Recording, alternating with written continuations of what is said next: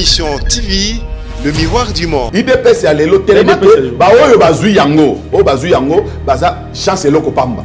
Ba kutani na chance eloko pamba, a commis député, a commis ministre, a commis mais la lutte comme telle azana anakati nangote. Parce que Congolais a réfléchi sakate. Biso tozana ba émotion. Ne loko passe tozana ngo. Azarias a l'équipe bango mael. Vous avez à l'équipe bango mael musika.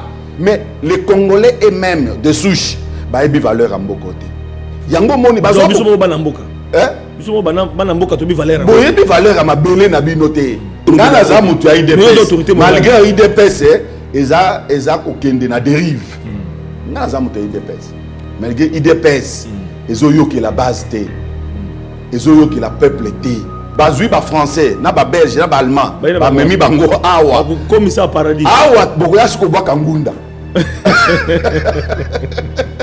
Donc jusqu'à présent, le président de la République azana nous na batuten de Flavien. Même dans parti politique, ce sont des opportunistes. On va profiter kaka comme Tozu Bokonzi, fait bazo détruire yango. Merci.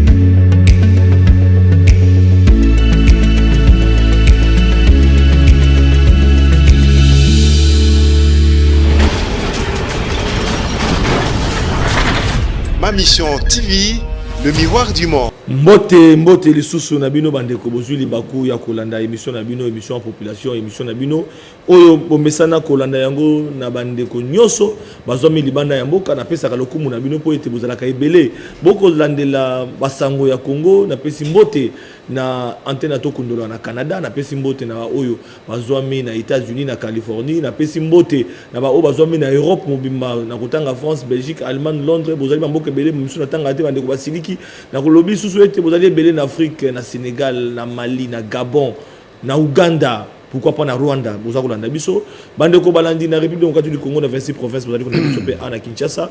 Émission na bino yango ebandi maman na likambo, toujours affaire minembwe. Ni nezali koleka na minembwe. Eloko ne bomba mikuna bandeko balandi. To lukato yeba pe ete Congo zali monene na makambo pe de kebele na mboka na biso. Et sengeli to solola, to ko solola nani ba imboka.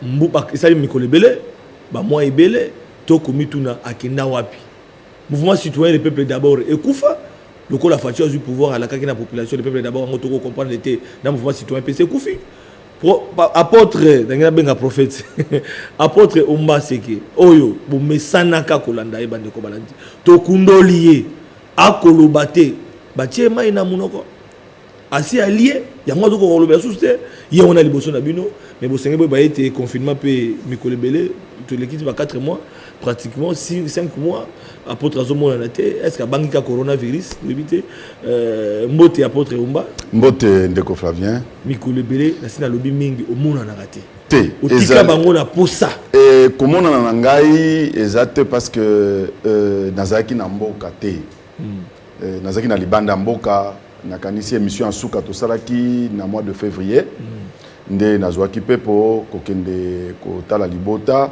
nde kuna nzeleke kokangama na boye na ezongeli bango ndenge ataboko nango eza ko umela kaka mais ekomi lokola malaria donc tokobungisa yango mikolo te mais eza lokola ekomi malaria ya mindele ndenge be biso tozana malaria la biso koto yo ya bango siko malaria eye apôtre makambo minembo yo ndeko Flavien ezali likambo munene liboso ya ba Congolais nyonso oyo bazali kolanda biso obosana ki bana na ngai ya Maroc oyo balanda ka mingi na yesa oyo balanda o mingi na Maroc ouais na Rabat na Tanger bana nyonso elumbe kuna ba mama lokake alors makambo ya minembwe ezali likambo na kobenga ngo faux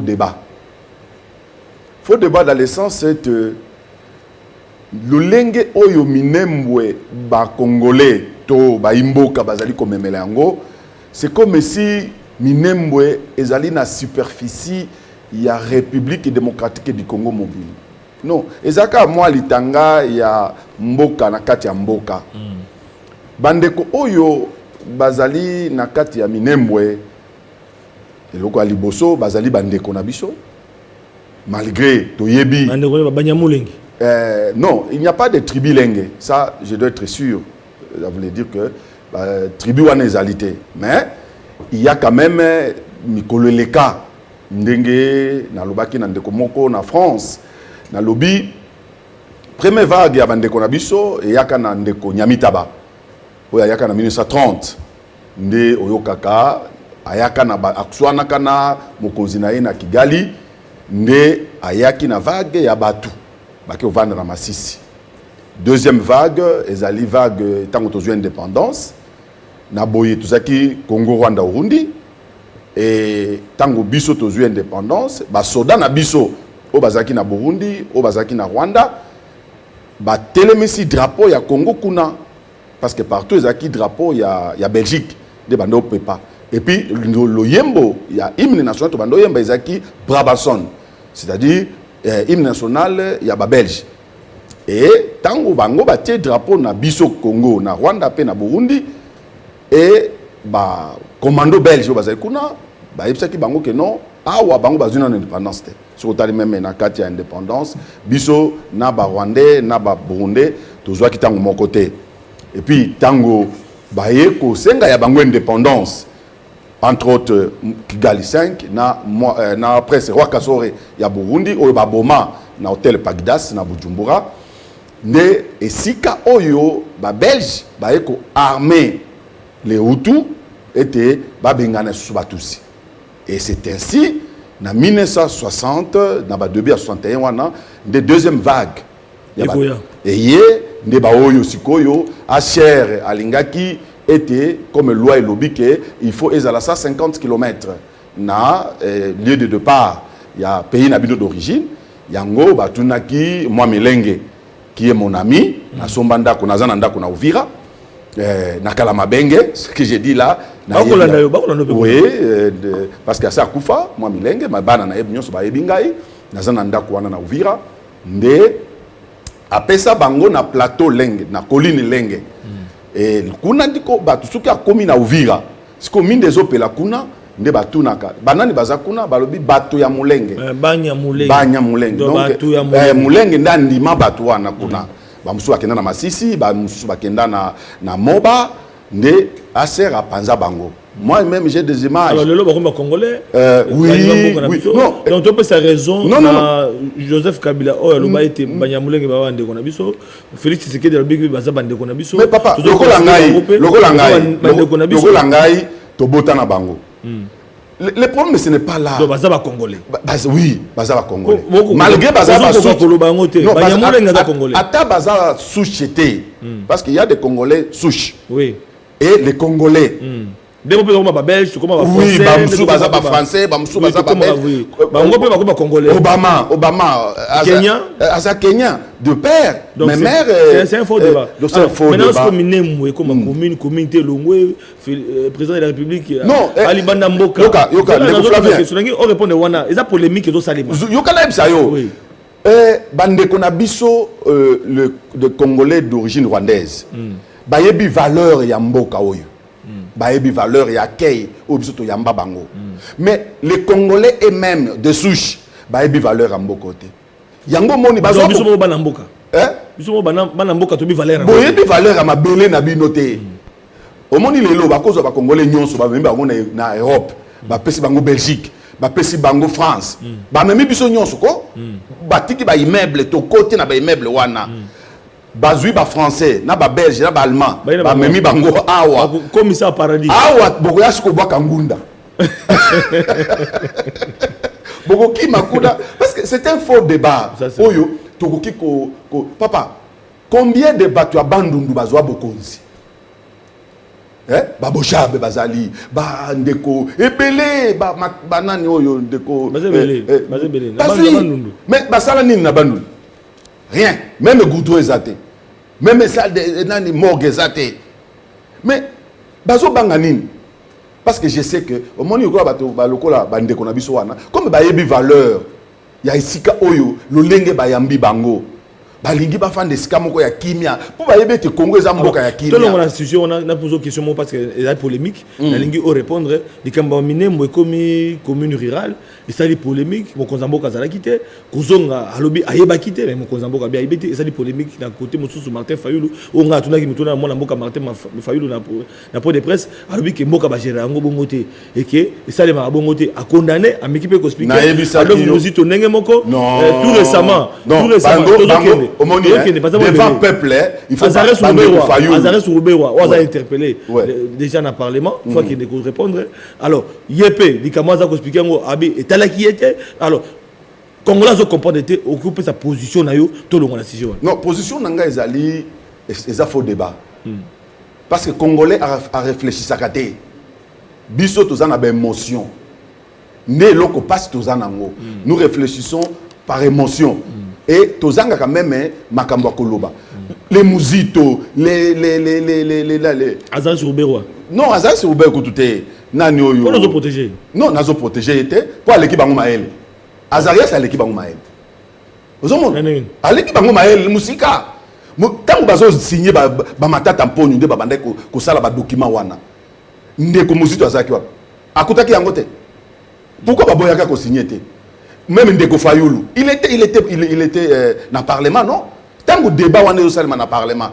to ba loi wana eza ko se voter c'est basala ki na Félix c'est allié donc ça banda Félix a kokuta basi ba signer biloko nyoso papa ya Félix ni nakati ya Félix ni parce que eloko c'est salema na ba muzito wana e baza ba menteur donc muzito lo ba simé muzito ko lo baté papa même Fayulu na epsaka yo te ba ko lo baté même ba la muka wana na epsaka ko ke bembe al formol to comme les lois yo la qui marche le 14 c'est le marche la muka Fayulu a super bende bazo boya ndeko yebisa peuple congolais vérité que voilà vérité la muka ese kufa nango et comme eze bembe moko voilà bazo me makaka yango e kolumbela bango solo ozomona apotomba alors na ezolo na zo 10 minutes na question makamwa minembo ezali faux débat voilà mais ma question mususu pe ezali les loyo Conseil national de la jeunesse quand même elumbe les mouvements citoyens ils en a ba jeune belé Glody Kasonga CG Azali bande kopé bazali mo belé kuna alors Conseil national il y a jeunesse to comme on dirait mouvement citoyen ils appellent bilenge ba jeune occuper en côté au côté la côté mais putain masolo zo betam te nga za déjà mokolo na muza mokolo muza bilenge belé ba se distinguer na kati ya mouvement le peuple d'abord tozali na bilenge nyonso na yebisaka yo na lobi le peuple d'abord eza ba parti nyonso d'abord toza bato ya Palu bato ya IDPS bato ya PPRD bango nyonso baza na kati nga naza lokola tata na kokite na yebisaka yo naza autorité morale na ya Joseph Kabila Kabange na ya Félix Tshisekedi on va faire partie à peuple parce que ça partie à peuple parce que basali ba faire partie à peuple ndenge na yebisaka yo na lobi mouvement na biso ezali mouvement ya peuple et peuple aza nani peuple azali moto yo tozo sale la pona bango donc mouvement wana donc conseil national et la jeunesse naza impliqué na kati d'ailleurs le secrétaire général secrétaire exécutif azaleki Ndeko Nyumbe oyo vraiment na sepelaka mingi na mosala azali ko sala vraiment makasi Ndeko Koma mais oya uti kolongwa oya kolongwa parce que na Mandesili pe na âge na ye azaleki nanga Saidi Saidi azaleki nanga Masudi asali mingi oui asali mingi je sais que akotika la wana te pour Saïd Azam moto azali bien cultivé alors chance lui on peut ça mokitani akopesa il a plus de quarantaine d'années. Il a plus de quarantaine d'années, à sali bien. Je crois que ndenge baza ko préparer biloko wana. Baza bango nyonso bana. Je crois que a ko passer flambeau ndenge Raïs Yakala, ça qui flambeau. Même kuna ye âge na ye ezoka soit postulé té. Mais ce qui bazo ko ça y est qui a postulé Zamabe. A postulé té za pour un avantage na été en tant que président mouvement le peuple d'abord Ilumbe Lumbe azaleki ni na osio Masudi azaleki nanga Saïd aleki d'ailleurs na okuta na ye pour na orienter ye le lenge nini. Mais est-ce que le peuple d'abord au lobby sur les congolais nyoso na kati et que vous peut sa chance na bilenge o bauti kapa o bauti penza ba bundeli mouvement na yo non ndenge vous peut sa chance na bango ngai na kati na mouvement ezali ba parti politique nyonso et yangonga nazali ko fédérer bango nazali ko sa bango na lobby avenir et à lobby ezali bango et nayebi ke ndeko ndenge na auto yebisa o ndeko nyumbe azali ko sala musala wana kitoko mingi le secrétaire exécutif et baza ko préparer penza pour être passation de pouvoir et ça les m'a civilisé ndenge salema na présidence ils exemple malamu ndenge ndeko Kabila tiraki ndeko Félix et nayebi ke ndeko Saidi Masudi akotika pe eko na ko assister bango même ko l'investiture na ko hebisa Saidi vraiment bravo na oyo so sali eza malamu tika sko continuité ezala que à l'âge où Saidi Azali Masudi a kangama na pouvoir avec parce que jeunesse na kati ya loi jeunesse ezali 32 ans 32 ans 33 au moins mais je crois les kinanga Saidi a commis na ba quarantaine ba 44 ndenge nazolo ba yebi ke musée omba azolo ba vérité et tel na yebi na kanisa akokangama na isika ngote alors ako soutenir ba leki na ye mususu pour que azalata conseiller na bango hein ba ko évoluer bien sans problème et koleka nango très bien. Alors apôtre Musée omba obombele ba congolais un certain 6 août si je ne me trompe pas ils allaient qui une année il y a un mouvement citoyen du peuple d'abord et lumbe mais elle est qui na silence tout ça dans mois d'octobre elle est qui na silence aux Kanaté aucun mouvement elle est qui na silence à ta point de presse comme bakonzi ya mboka to comprendre te apôtre omba okomo bangisa on dirait Fachi Asazuyo. Non. Fachi Asazuyo. Mouvement na moko aussi une année okoki ko. Ngana za mutu ya IDPS. Malgré IDPS, eza ko kende na dérive. Ngana za mutu ya IDPS. Malgré IDPS, ezoyo ki la base té. Ezoyo ki la peuple té. Ozomona. Mais ngana za mutu ya IDPS. Donc bazo sunga pe mokonza mboka té. Bazo sunga yete. Kaka batu wana oyo basunga ndenge Kabila Kabange abandai kolela kaka ndenge lelo Fati akolela parce qu'il n'y a pas de gens où ba kosungaye autour ya Fati. D'abord ce qu'on t'a même très bien même dans notre parti politique na IDPS il y a toujours des positionnements des babiloka ba kokaja IDPS akala IDPS avec Kondo Change Sekedi tango to tala ba Valentin Mubaki tango zo zonga ta sima sinde nazo yebisa yo ke IDPS ya lelo tellement ba oyo bazui yango baza chance eloko pamba bakutani na chance eloko pamba a commis député a commis ministre a commis mais la lutte comme telle azana anakati na ngote ngana isonga moi je suis plus qu'aveugle ngana kota hôpital général ya Ngaliem na ibsaka ndeko Flavien na kota oyo ma grenade ndeko tanga na miso presque aveugle ndenge naza lelo nazoka na IDPS j'étais hospitalisé na Ngaliem wana papa ba kibasa malimba bazali ba papa mbwakeme wana IDPS wana vrai IDPS ndemle ozobunda ndenga na côté la ki hôpital bazoya kotala ngai ba professeur Nyamirungu abando otikela nga mapa n'hôpital na Ngaliem osomona donc tout ça bateau yo olingo kutana même na bango omone bakomi kotindika yo bakomi kotindika yo c'est comme si yo zo ya est-ce que espoir pour la question est-ce que espoir exacte que non un jour le lo Félix Tshisekedi atala lo bakino IDPS atata na bon ça président de la République mais na mandat na ye atala kino IDPS wana abenga batu tout obalongwaka ba IDPS ya za mokonzi sangisa bango ndenga ko batela parti ya za mokonzi aza mokonzi devoir na ye ezali ya ko garder et loko oyo papa na ya bundela pendant des années 35 ans et na yebisaki yo même une année ya liboso ezaki une année ya tribulation na yebisaki yo to komaki yango to mona ke ezaki une année ya tribulation après kaka émission ngana yo o tusaka libanda na yebisaki yo ke to utaki stade mais ezaki stade wana ya pamba ti lelo bato bazosunga nani Rais Antoine Tshisekedi te bazosunga ete le parti n'est pas bien organisé. Mais donc on a parti au pouvoir et le Mandé aussi là. Et Mandé tout qui est déjà dans 2 mois, tout côté 2021, 2023, bah tout c'est pour nami Maï, na habité ce qui apôtre Mba ozomona Maï commis passi courant kolobate lipa 200 bati 300 moi même député au moment que ça fachi ma pendenge mati rien ne marche. Même bilenge ba jeune ça les musala bango nini. Yebisanga. Non, ce n'est pas Fachi. Ce n'est pas Fachi qui gouverne. Il y a un premier ministre ministre. Il y a un premier ministre. Il y a Kabila ezaki malamu ki ntango ya Fachi. Mais les autres pas si chance mais oh ndeko Flavien. Mai na gombe na limete. Lelo nazo yebisa yo. Mai ezate courant ezate tout. Lelo nazo yebisa yo que ti lelo eza coalition de bazana kati. Ndeko Kabila na ndeko Fachi. Bango bazana kati ya coalition. Échec eza ya bango mibale. Réussite eza ya bango mibale.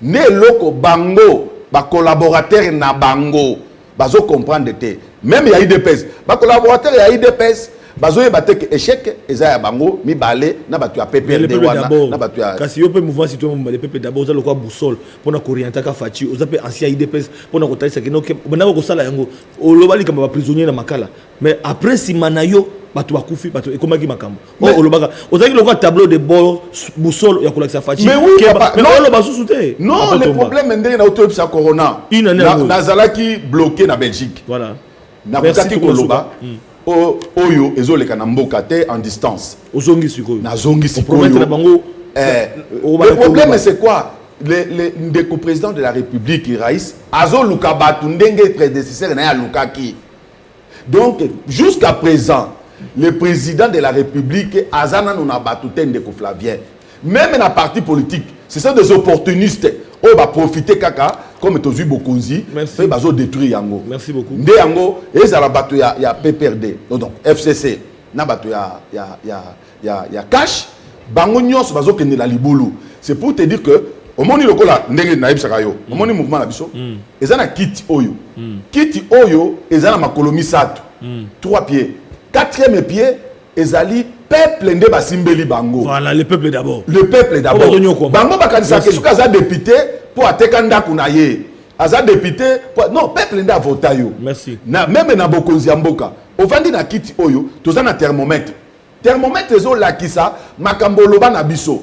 Député ko tonga balabala te, député musala na ye ko légiférer ba loi. Merci. Ba loi wana nde tokotia en pratique. Nde yango nazo senga lelo même na ba député, bo sala musala na bino. Talata lelo pas légiférer dans nos lois ya ba consommateur. Ya ba consommateur. OK ko sombe loko pas chinois 2 jours et baby okozongisa yango te.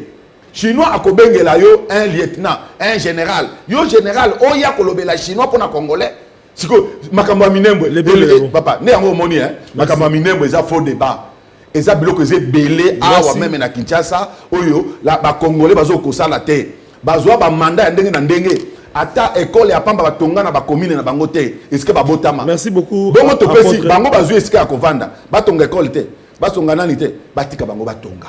Merci beaucoup. Ozomona, eza faux débat ni yango na zongeli yo. Ba onyoso ba politicien o bazo discuter makamwa minembwe. Batuna ye. Yo sali politique combien d'années na mboka oyo. Otonga nini na village na yo natal.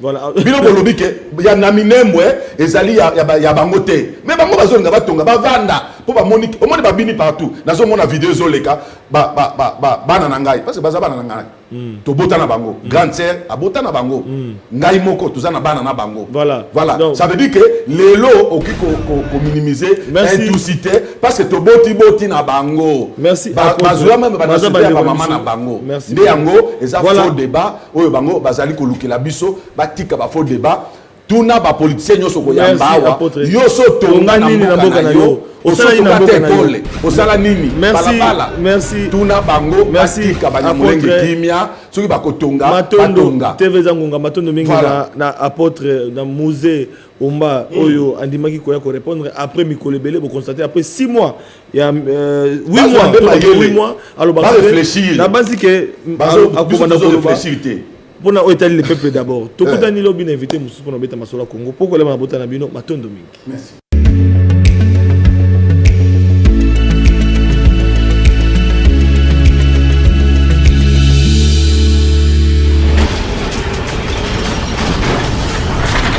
Ma mission TV, le miroir du monde.